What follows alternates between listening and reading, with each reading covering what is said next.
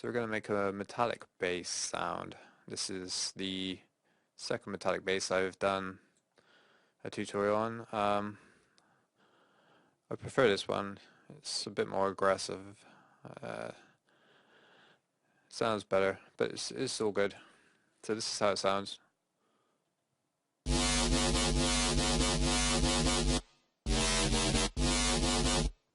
So yeah, there you go. It's quite simple sound to make. So hopefully the video won't be too long. I'm just going to turn off all the effects. As you can see, there's only 3 different effects here, and these were used mainly just to give it space, like make it sound bigger.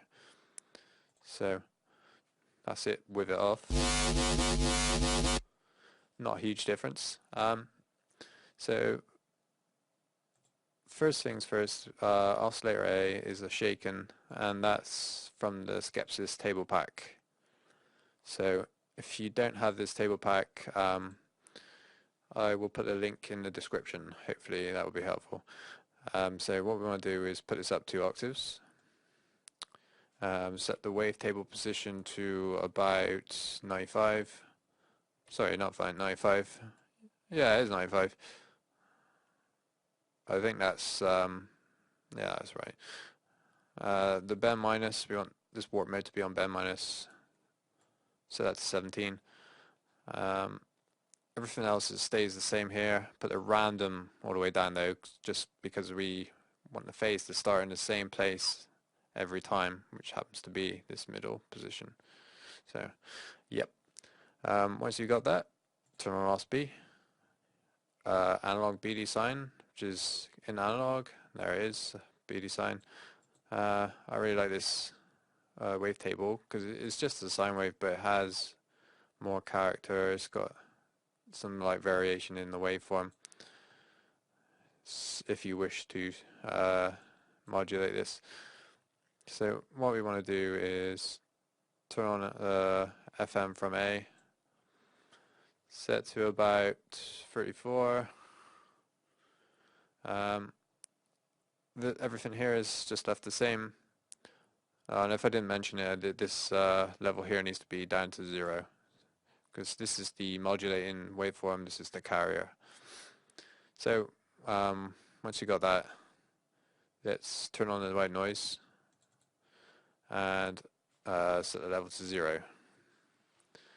So that's the basic things there. Now we just want to set up the modulation, which is LFO 1, and the rate is 1/2, and the trigger mode is on.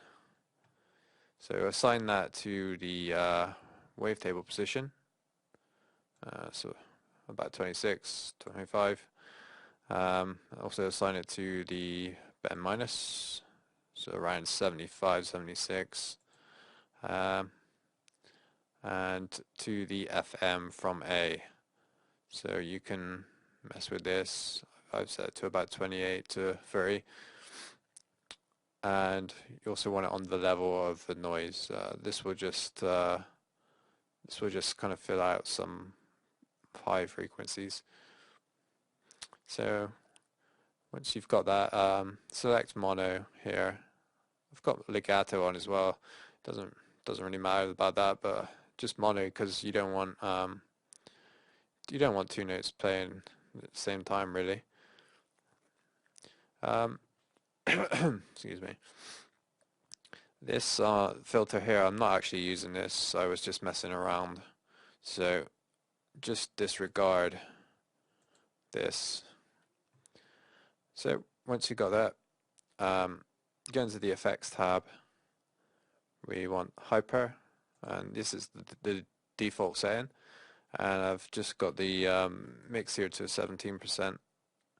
And the dimension expander is on, but the size is all the way down, and the mix is up to about 41. Then the phaser,